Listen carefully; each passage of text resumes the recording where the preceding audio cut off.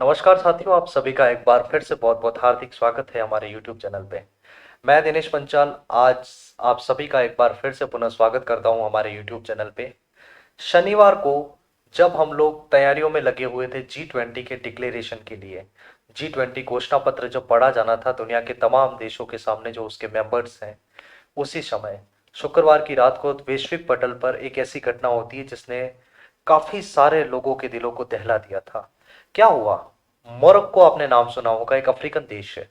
उस अफ्रीकन देश के अंदर बहुत बड़ी संख्या में लोगों की जान गई है उस भूकंप की वजह से। उस भूकंप ने जान माल का बहुत ज्यादा नुकसान किया है। ठीक है, अब समझेंगे इस वीडियो के अंदर हम पूरे तरीके से कि क्या होते हैं भूकंप, भूकंप क्यों आते हैं, कौन कौन सी प्लेटें होती है जिनके आपस में टकराने से या दूर जाने से इस तरीके की घटनाएं हमारे सामने होती हैं।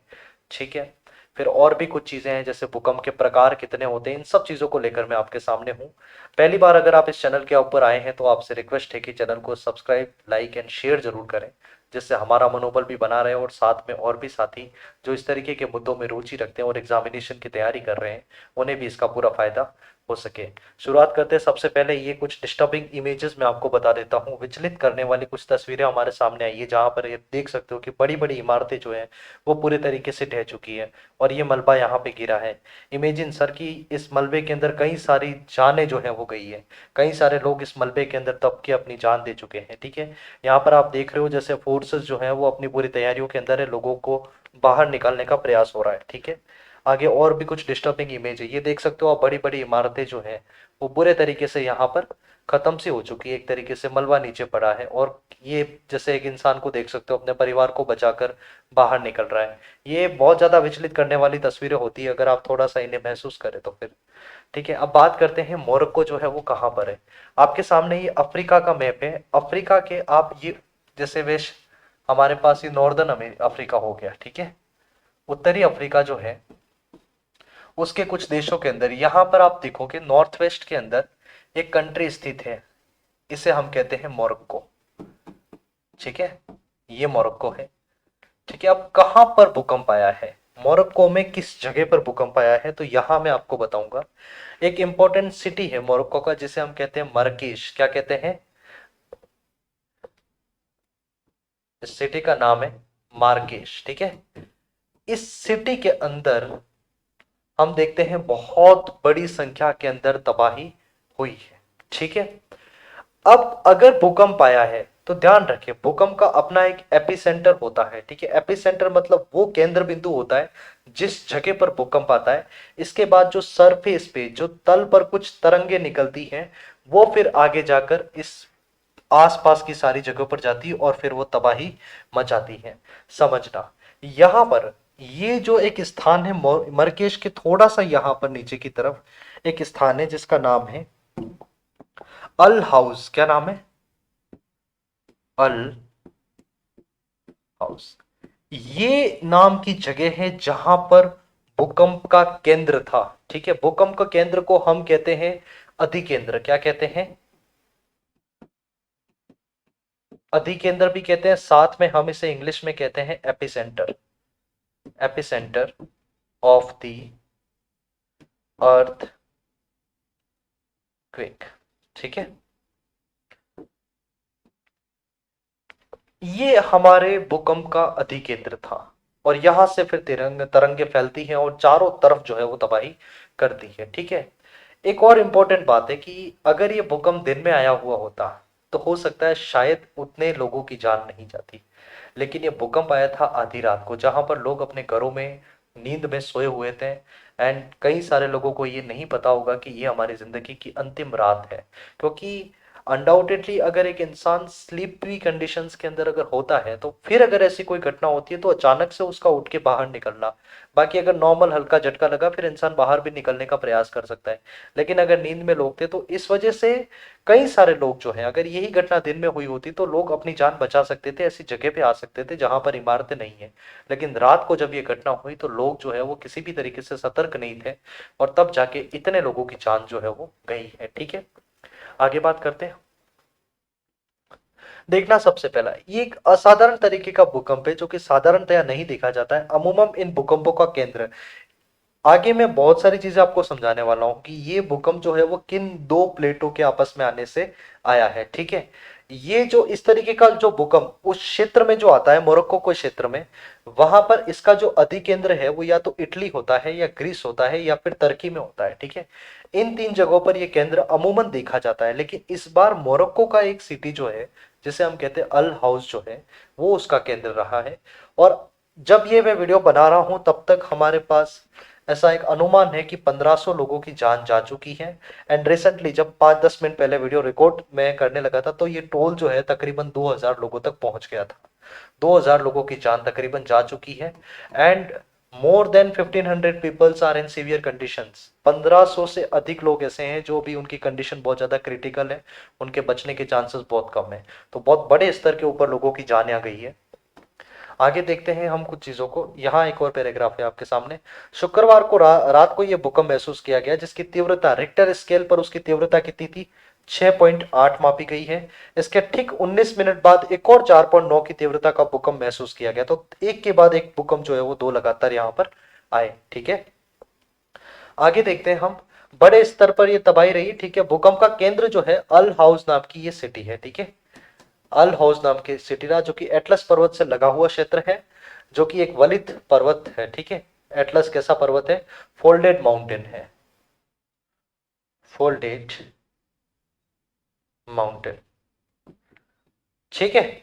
अब एक और यहां पर आपके सामने शब्द आ रहा है, यह एक उथला तरीके का भूकंप है। उथला भूकंप को हम अंग्रेजी में कहते हैं शैलो भूकंप, ठीक है, शैलो अर्थक्वेक।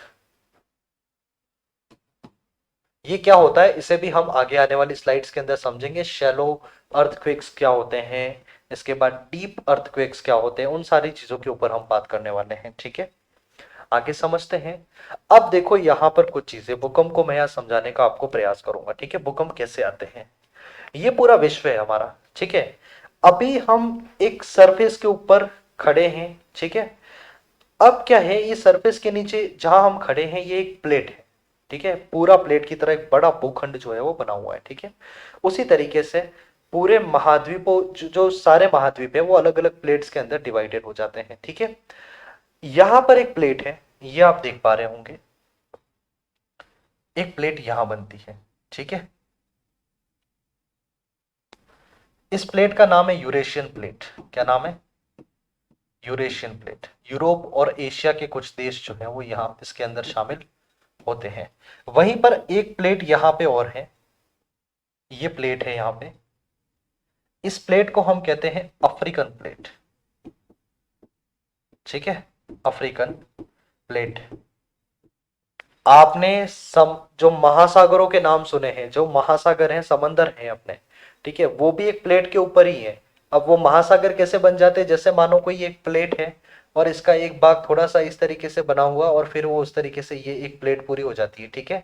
अब ये जो यहाँ पे भाग रह जाता है, जहां पे थोड़ा सा डेप्थ होती है, गहराई होती है, यहाँ क्या बन जाता है, एक सागर, महासागर, झीलें वगैरह, ये सारी चीजें यहाँ बनती है, ठीक है। और एक प्लेट मानो यहाँ पर है, ठीक है। हम इन दोनों प्लेटों का अगर नामकरण करें, मानो ये हो गई हमारे पास अफ्रीकन प्लेट, ठीक है, अफ्रीकन प्लेट हो जाती है। और यहां पर एक प्लेट होती है हमारी यूरेशियन प्लेट, ठीक है, यूरेशियन प्लेट। अब ये दोनों प्लेटें जब आपस में आती हैं तो माउंटेन, जैसे आप लोगों ने सुना होगा, आज से 5 साल के पहले आपने माउंट एवरेस्ट की ऊंचाई जो है वो पड़ी होगी 8,848 मीटर, पर वर्तमान में उसकी ऊंचाई है 8,850 मीटर। हो सकता है आगे आने वाले 5-10 सालों के अंदर आप देखेंगे तो उसी की ऊंचाई आपको मिलेगी 8,855 मीटर। आखिरकार एक पहाड़ बड़ा कैसे हो रहा है, पहाड़ बड़ा कैसे होता है, जैसे कि ये दो प्लेट्स हैं, ठीक है। यहाँ पर इन दो प्लेटों के आपस में सम्मिश्रण से यहाँ पर एक स्ट्रक्चर बनता है, ये माउंटेन बनता है, ठीक है। समझना इस बात को अच्छे से। जब ये माउंटेन बनता है धीरे धीरे, जब ये प्लेटें किसी ऐसी टेक्टोनिक एक्टिविटीज की वजह से जब आपस में टकराती हैं और फिर यहाँ पर ये माउंटेन जो है वो भी थोड़ा सा ऊंचा जाता है, और यहाँ पर जब ऐसी घटनाएं होती हैं तो फिर पूरी जो अपना अर्थ का जो डेप्थ है वहां पर हम वो चीज महसूस करते हैं कि एक हलचल सी पैदा होती है, ठीक है। और उसी से हमारे भूकंप जो है वो आते हैं। इन प्लेटों के आपस में पास में आने से ही भी भूकंप आ सकते हैं और दूर जाने से भी भूकंप आ सकते हैं। जब दूर जाने की क्रिया होती है तो फिर वहां पर हम देखते हैं ज्वालामुखी का उद्गार बाहर निकलता है और उस ज्वालामुखी उद्गार के साथ ही कभी कभार भूकंप आ जाते हैं। ठीक है, सो दे तरीके से, बहुत सिंपल तरीके से मैं आपको समझाने का प्रयास कर रहा हूँ, कोई ऐसी गहराई वाली चीजें हम इसके अंदर नहीं डाल रहे हैं। ठीक है, तो यूरेशियन प्लेट हो गई और अफ्रीकन प्लेट, इन दोनों प्लेट्स की वजह से यहाँ पर ये भूकंप हमने देखा। ठीक है, अब ये दोनों प्लेट्स है ना यहाँ पर आके मिलती है, आप देखोगे ये वो देश है जहां पर आपको ये टर्की मिल जाएगा। ठीक है, यूरोपियन कंट्रीज आपको कुछ मिलेंगे। ठीक है, इटली यहाँ पे थोड़ा सा आगे मिल जाएगा आपको। यहाँ पे अमूमन देखा गया है कि इन इस तरीके के भूकंपों का अधिकेंद्र होता है। पर इस बार यहाँ पर इस जगह के ऊपर मोरक्को के अंदर एक जगह है अल हाउस, इस जगह पे अधिकेंद्र रहा और अधिकेंद्र से फिर ये तरंगे यहाँ पे गई। ठीक है, चारों तरफ इस तरीके से ये तरीके तरंगे जाती हैं और फिर नुकसान करती है और सबसे ज्यादा नुकसान यहाँ पे होता है। ठीक है, इस तरीके का भूकंप जो है बेसिकली 1960 के दशक के अंदर एक बार मोरक्को में आया था। ठीक है, इसके बाद से ही मोरक्को के अंदर जो भी इमारतें बनी, फिर वहां पे जो अर्थक्वेक कोड्स होते हैं बिल्डिंग के अंदर, जब बिल्डिंग बनती है तो फिर वहां पे उनको अर्थक्वेक से रेजिलियंट बनाने के लिए कि वो अर्थक्वेक को सहन कर सके, उस तरीके की इमारतें, उस तरीके के कोड्स का पालन किया जाता है, फिर वो इमारतें बनती है। लेकिन 1960 के दशक से पहले जो भी इमारतें मोरक्को के अंदर, वहां मरकेश के अंदर जहां पे बनी हुई थी, वो सारी की सारी इमारतें किसी भी तरीके से अर्थक्वेक से रेजिलियंट नहीं थी, अर्थक्वेक को सहन नहीं कर सकती थी, तो वो सारी की सारी इमारतें जो है वो ढह जाती है। ठीक है, आगे देखते हैं हम, कुछ और चीजें हैं। जैसे ये आप देखते हैं, अगर इस मानो ये कोई पृथ्वी के अंदर का भाग है और यहाँ पर मानो कोई भूकंप आता है, तो भूकंप से फिर तरंगे जो है वो चारों तरफ निकलती है और पृथ्वी के जिस भाग के ऊपर मानो यहाँ पर ये तल है, ठीक है, यहाँ पर ये अपनी भूमि है। ठीक है, अगर इस जगह पर सबसे ज्यादा हम देखते हैं कि एक सेंटर बनता है और वो सेंटर हमारा क्या कहलाता है, अधिकेंद्र कहलाता है। ठीक है, ये सेंटर क्या कहलाता है, अधिकेंद्र। फिर आप देखोगे यहां पर फोकस होता है जहां पर भूकंप का केंद्र होता है मेन। ठीक है, फिर आगे बढ़ते हैं हम, कुछ और चीजों की बात करते हैं। भूकंपों का वर्गीकरण अगर हम करें तो दो तरीके से इनका कर सकते हैं वर्गीकरण हम। पहला है उद्गम केंद्र की गहराई के आधार पर कि भूकंप कितना गहरा उसका फोकस है। ठीक है, और दूसरा है उत्पत्ति के कारकों के आधार पर। हमने अभी बोला था कि ये उथला भूकंप था, एक तरीके से शैलो अर्थक्वेक था। ठीक है, तो ये क्यों था उसे हम समझेंगे। अब देखना यहाँ पे, अगर गहराई के आधार पे तीन तरीके के भूकंप होते हैं, एक है उथला भूकंप और एक है मध्यवर्ती और एक है गहरा भूकंप।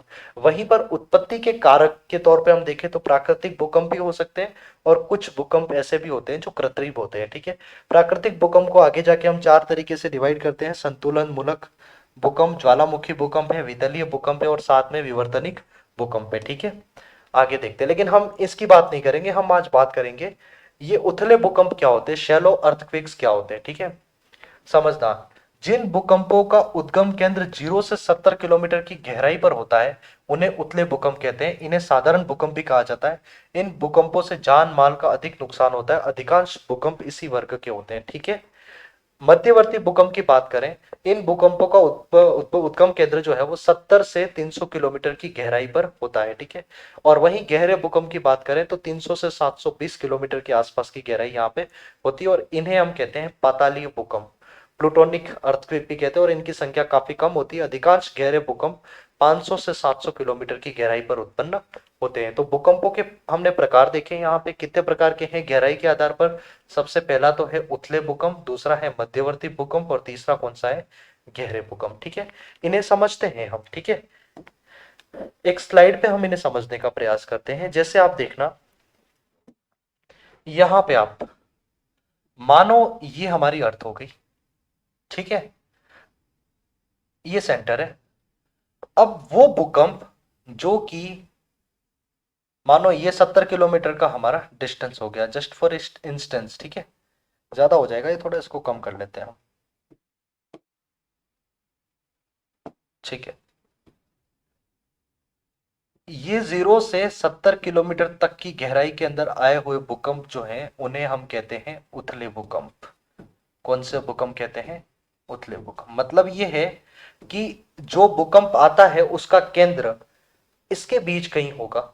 ठीक है, और अगर 70 से 320 किलोमीटर, 70 से 320 किलोमीटर तक इसके बीच कहीं भूकंप आता है तो उसे हम बोलते हैं मध्यवर्ती भूकंप, और 320 से 720 किलोमीटर तक आता है तो उसे हम बोलते हैं फिर गहरे भूकंप।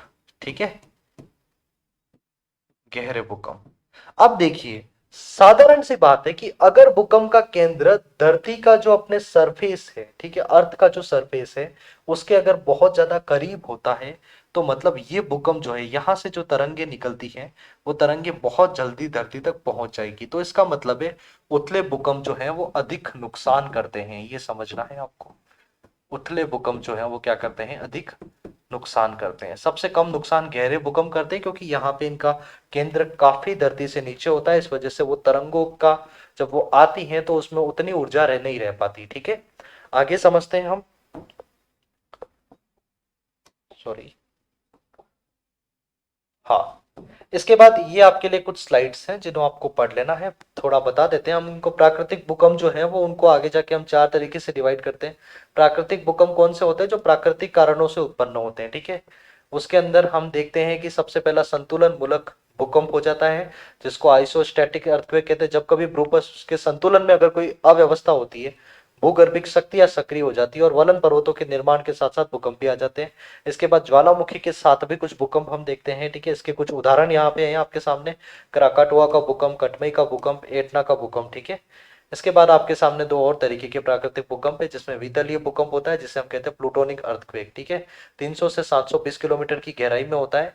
ऐसे भूकंप आंतरिक उष्मा द्वारा खनिजों के पुनर्गठन की क्रिया से उत्पन्न होते हैं। ठीक है, और विवर्तनिक भूकंप होते हैं टेक्टोनिक अर्थक्वेक्स। ठीक है, प्लेट विवर्तनिक से नए ब्रंश बनते हैं और पुराने ब्रंशों पर गति करते हैं।